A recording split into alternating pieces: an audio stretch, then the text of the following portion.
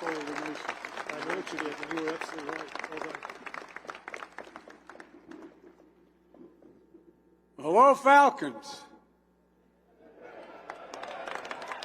Big day. It's great to be back at the Air Force Academy at the altitude of 7,258 feet above sea level, far, far above that of West Point or Annapolis. I figured I should say that, so my Air Force One pilots, Colonel Kirkland, class of '99, and Colonel Donnelly, class of '01, make sure they were willing to take me back to D.C. I also brought with me today my Air Force and Space Force military aides, Lieutenant Colonel John Rowe, class of '07, Lieutenant Colonel Ann Hughes, class of '08. These officers traveled the world with me, demonstrating, and I mean this sincerely, demonstrating the values of this institution every single day. It's no exaggeration to say I trust my life to Academy graduates. And some of my team members have trusted their lives to Academy cadets. A few months ago, I called to speak to my national security advisor. He was out here, but I was told he was unavailable. Turns out, Firstie Andrew Deaver had him out doing loops and barrel rolls on a glider.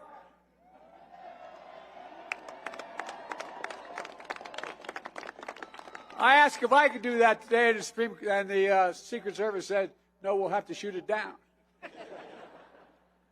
Look, thank you, Colonel Clark, Lieutenant General Clark, and to all the faculty and staff here at the Academy for your dedication and commitment in shaping the next generation of American air power and space power.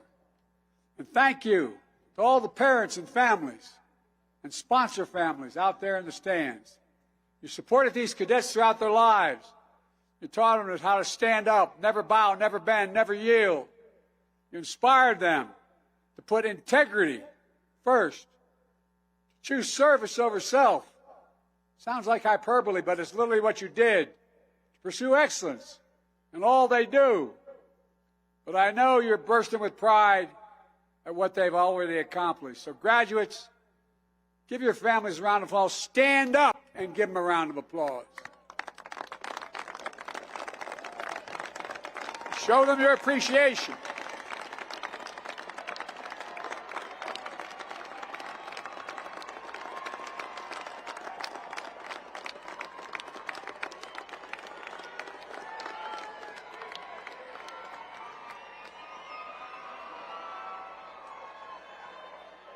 I think they're excited.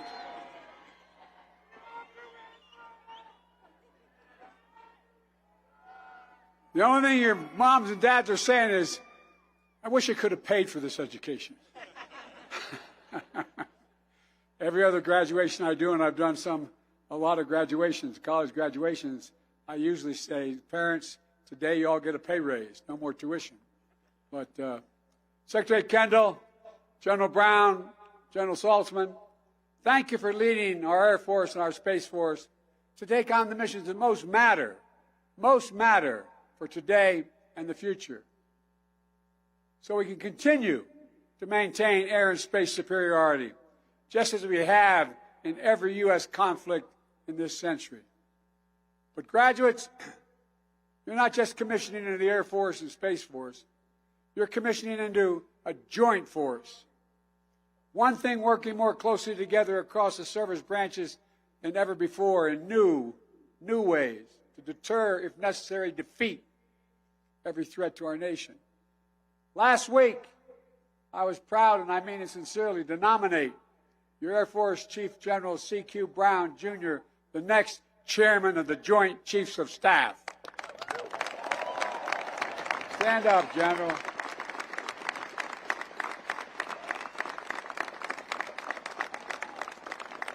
General, our country thanks you, and I look forward to working with you as chairman.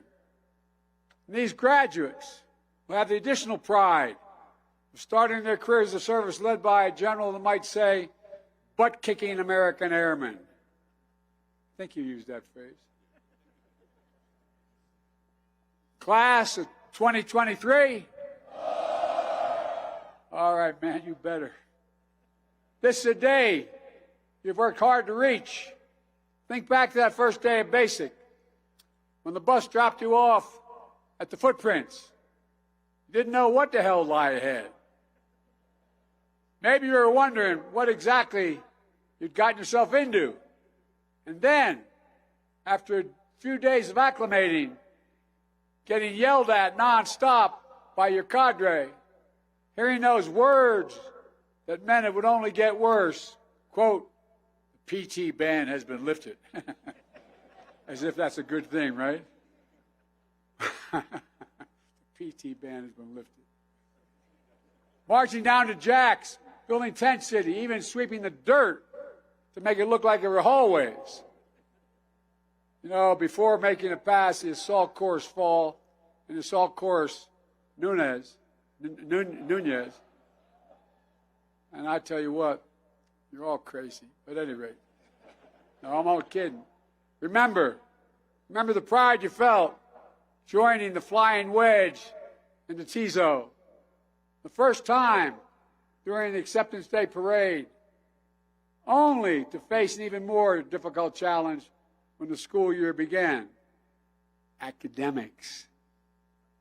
It wasn't all push-ups and cramming for Prague Week, though to set the Guinness Book of Records, world records, most simultaneous push-ups, there had to be an enormous amount of push-ups. Beyond you, but all of you, I think you had some fun along the way. Maybe a good use of your epic passes. That would be reason enough to join. Had a few steaks and tortellini dinners. Celebrate commitment and job drops. I got to see some of you at the White House a few weeks ago to celebrate winning the Commander-in-Chief trophy for the 21st time.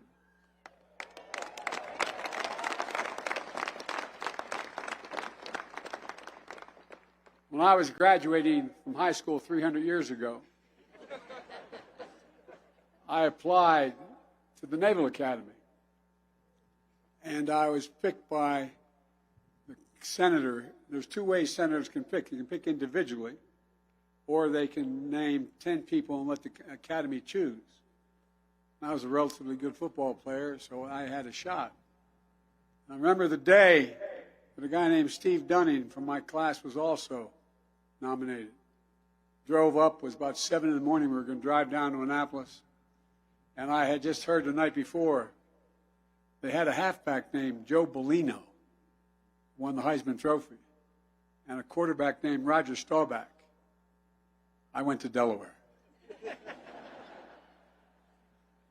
Blue Horizons rocketry team managed to send the superintendent's flight cap all the way to space. I don't know whether he knew it or not, but even more impressive, you got it back, some 70 miles away. Of course, there may also have been achievements of less sterling nature. Maybe you had to do a few tours. Maybe you're one of the cadets who decided to enjoy the view from the top of the chapel in the box. So before I forget, since I was one of those schools at a state university, I found myself in a little bit of trouble a couple times. I really wish that a commander-in-chief had spoken at my graduation, because I have the power to hereby waive any confinements or restrictions of minor cadet disciplinary systems violations. They're waived. Man, I wish at my commencement the Speaker had that power. Look, after 4 long years, you push to the limits and forged into leaders of character. And after finally getting to jump into the fountain, you commissioned as a second lieutenant in the United States Air Force, the United States Space Force. Part of the greatest, and this is not hyperbole, you're part of the greatest fighting force in the history of the world. That is the truth. That's the God's truth. That's not an exaggeration. We have the finest military in the history of the world. And you've earned And this day is the day to celebrate. And as your Commander-in-Chief, I'm honored to be here as you take on the duties of serving and defending our nation. In the years to come, you'll have even more asked of you. You'll take on greater responsibilities, and you'll be challenged even beyond everything you've yet experienced.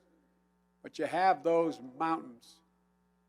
You leave them as you look at them. I'm sure you're going to be thinking about this a lot as you're moving through your careers. As you leave these mountains, where the air is rare, you're going to take with you the confidence that your years have prepared you for whatever is ahead. After all, your time at this proud institution is defined by so much history, so much tradition, and marked by significant change, as was referenced earlier.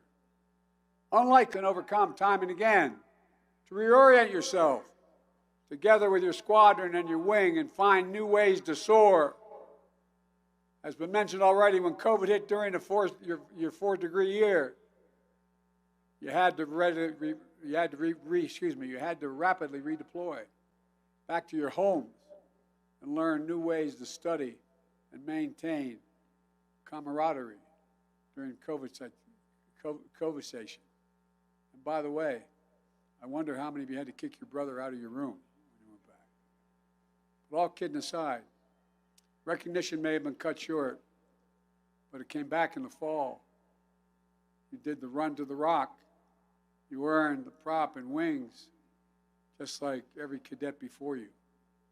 Resilience, creativity, endurance, commitment. These have been essential parts of your unique academy training. And you're going to need those qualities as you continue your careers, because the world you're graduating into is not only changing rapidly, the pace of change is accelerating as well. We're seeing proliferating global challenges, from Russia's aggression and brutality in Europe to our competition with China and a whole hell of a lot in between. From growing instability to food insecurity to natural disasters, all of which are being made worse by the existential threat of climate change. I don't hear many of my friends anymore saying there's no climate change. We're finally figured it out. Been trying to push that since 1981. But we're seeing engaging technology, emerging technologies. All AI, from AI and 3D printing, that could change the character of conflict itself. Not going to be easy decisions, guys. I met in the Oval Office, in my office, with 8 leading scientists in the area of AI. Some are very worried that AI can actually overtake human thinking and planning. So we got a lot to deal with. Incredible opportunity, but a lot to deal with. We're also working across multiple domains, developing new capabilities, like our new next-gen B-21 Raider. And you're going to be flying that sucker. And we're going to count on you to keep us at the forefront of air and space dominance, enabling an entire joint force to be stronger. Graduates, you've made a noble choice to lead a life of service. Now, you also shoulder a great privilege and a mighty responsibility. Leadership. Yeah, leadership, a word often used. In the years ahead, your airmen and guardians are going to look to you for guidance and inspiration, because the world's going to get more confusing. They'll put their trust in you, and you in turn must strive to always be worthy of their confidence. Listen to them. Listen to them. I've always believed that America's strongest when we lead, not only by the example of our power, but by the power of our example. Let me say it again. I've traveled the entire world, been in almost every country. The reason we're respected so much is not just our power, but the power of our example. And it matters. It matters. The same is going to be true in your own experience of leadership. No matter what changes or challenges come, your character, your moral clarity, your capabilities must never waver. Again, not hyperbole. The nation needs you, genuinely needs you. Our world stands at an inflection point. I had a professor who used to say an inflection point is when you're driving your car down the highway at 60 miles an hour and suddenly you turn the wheel 10 degrees. You can never get back on the same track you're on before. The decisions we make today are going to determine what the world looks like decades from now. No graduating class gets to choose the world into which they graduate. Every class enters the history of a nation up to the point that has been written by others. But few classes, once every several generations, enters at a point in our history where they actually have a chance to change the trajectory of the country. It's the only reason I ran. I said to our speaker, I read his article. That's why when I ran, I said I was running for three purposes, two of which were to restore the character of this country, and two, to unite it. You'll face that inflection point today, and I know you're going to meet the moment to make sure that the future we're building is one that fundamentally aligns with our values, protects America's interests. To make sure that our skies and orbits remain open and navigable to everyone. To make sure that new technology is used to lift people up to new heights, new opportunities, not hold them down or exploit them. And to make sure that the fundamental rules of the international system we put in place more than 7 decades ago to prevent another world war are upheld and strengthened to address new threats. One of the greatest strengths the United States of America brings to this effort is one of the greatest assets you will harness throughout your careers. It's our unmatched network of alliances and partners, allies and partners. I've spent the bulk of my first year just reestablishing that, meeting hundreds of hours with our NATO allies and others. Those nations who willingly stand beside us to face down threats and solve shared challenges. You've already gotten some sense of that with the friendship and bonds you've built with the cadets graduating today who will commission in their home militaries across Europe, Middle East, North Africa, the Indo-Pacific. Our partnerships amplify our strength and make us more effective. And don't think our adversaries don't understand it. So they work so damn hard to try to split us. We've seen it over and over again, especially in the global support for the brave people of Ukraine as they defended their families and their homes against Russian brutal assault. Remember what I said? Putin was certain that NATO would crack, that they would not stand together. We put 40 nations together. The United States has rallied the world to stand strong with Ukraine and defend the values that the American people hold so dear: freedom, sovereignty, democracy, simple dignity. Working with a coalition of more than 50 nations, we've delivered historic security assistance that has enabled Ukraine to defend itself. I've been there many times before the war. Spoke of the rod. I've been there since the war began. The United States Air Force and Space Force have been the backbone of that operation, providing airlift capacity and logistical know-how to move artillery, ammunition, fighting vehicles, anti-tank, and air defense system, providing missile warning, space-based ISR, supporting communications. No other nation in the world, the whole world, has the enabling capacity we do, and what we have to do to thank you and your immediate predecessors. Just a few weeks ago, I was with President Zelensky in Hiroshima at the G7. I told him we work with our partners to begin training Ukrainian pilots in Europe on fourth-generation fighter aircraft, including the F-16, so Ukraine can defend itself today. Freedom will never be broken. They are incredible, average women and men fighting, giving their lives for their country and their families. And the American people's support for Ukraine will not waver. We've always stand up for democracies, always.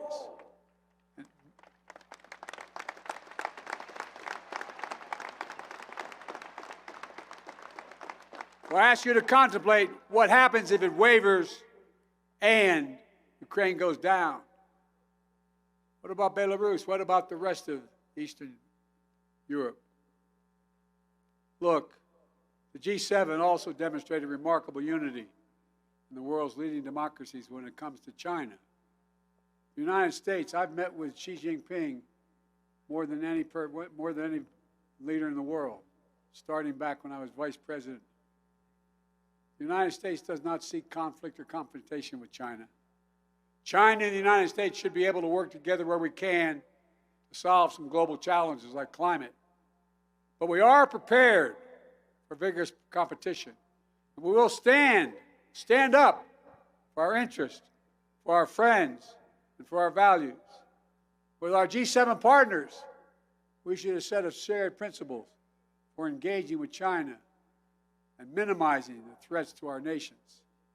By bolstering our economic security, resisting economic coercion, countering harmful practices, and protecting a narrow set of advanced technologies critical to our national security by not trading them. By working together with nations that share the most fundamental values, we multiply one another's strength and firmly fix a course toward our shared vision for the future.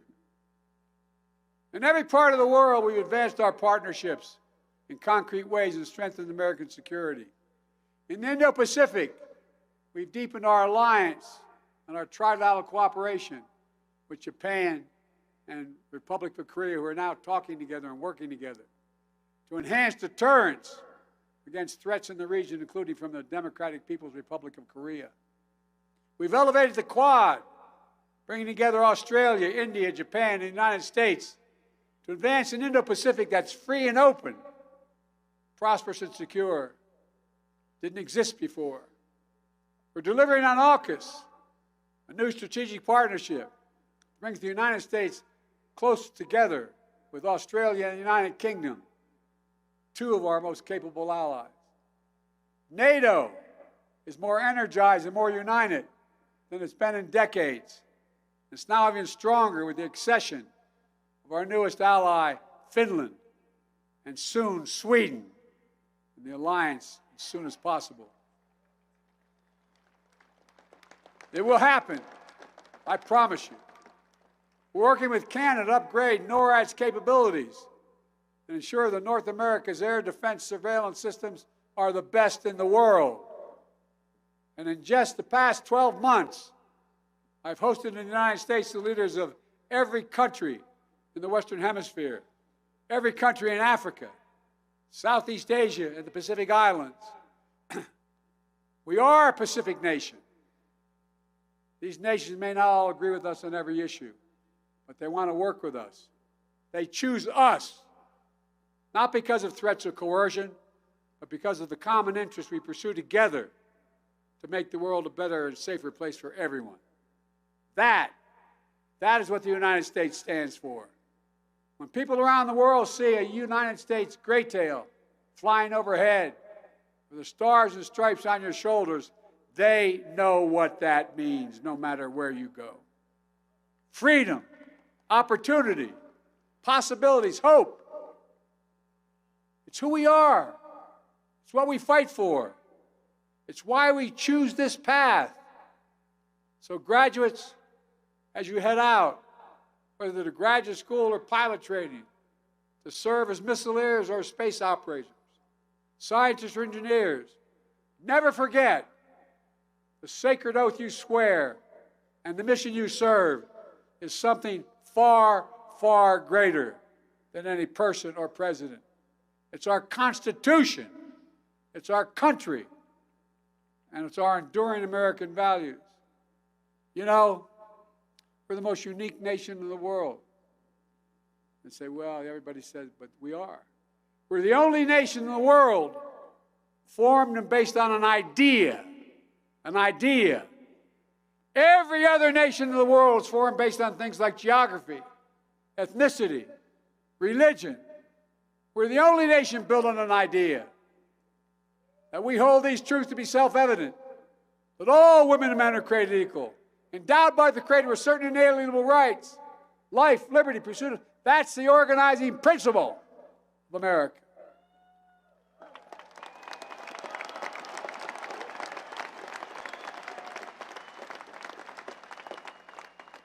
We haven't always lived up to it, but we never, except on one brief moment, even thought about walking away from it.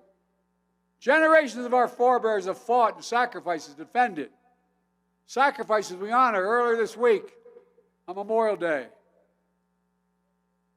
My son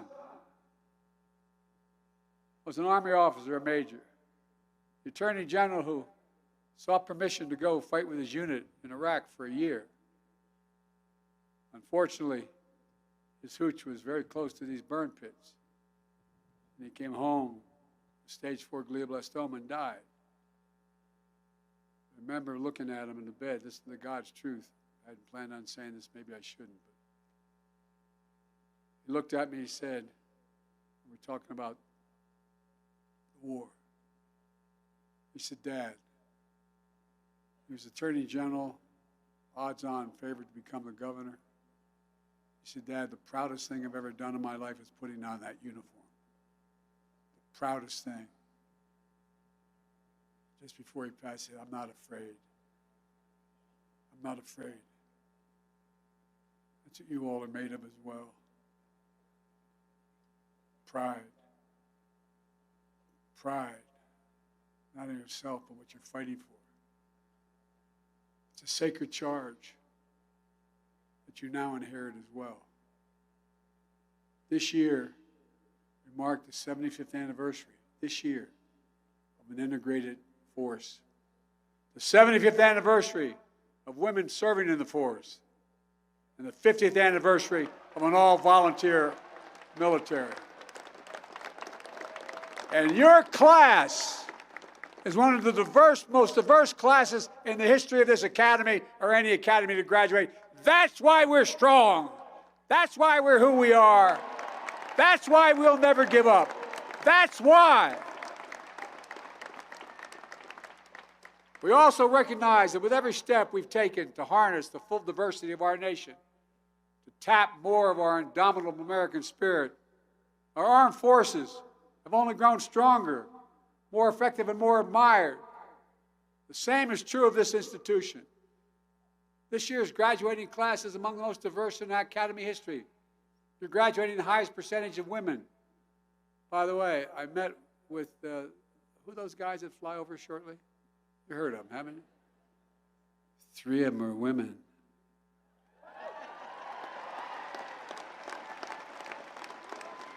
So don't screw around, guys. And the highest percentage of minority cadets in history. They're strengthening force, a force that depends on American values that reflect America itself. And each of you has an obligation to treat the airmen and guardians you lead and everyone you encounter with dignity. Your honor code says, we will not lie, steal, or cheat, nor tolerate among us anyone who does. So it's on all of you to root out the scourge of sexual assault and harassment in the military. And to never tolerate it never tolerate it. To make sure that every member of our forces, no matter who they are, who they love, feels safe and respected in the ranks. Class of 2023, you've been trained to lead, to set an example of your leadership for others. You've been given the skill set to think clearly and make strategic decisions, and to do what is right under pressure. You've earned the trust and respect of your fellow cadets and your instructors. And you are the very embodiment of the American military excellence. And you are ready for anything. Anything. As I look out today, I give you my word as a Biden, I've never been more optimistic. Never been more optimistic about the future of this country. In no small part because of you. I mean it sincerely. 4 years ago, you arrived as individuals. Today, you're part of a long blue line. Future generations will stand in your footsteps. Strive to meet the heights of your expectations. Draw inspiration from the example of honor and integrity that you're going to set. Held aloft by the core values you learned here, our Air Force, our Space Force, our Joint Force, indeed our nation, is safe and steady hands with all of you. May God protect you all as you set out on your journeys. And remember, never bend, never bow, never yield. And remember who we are. May the Lord guard and guide the ones who fly through great space and sky. And may God protect all those who wear the uniform of the United States of America. Let us hear us one more time for the class of 2023.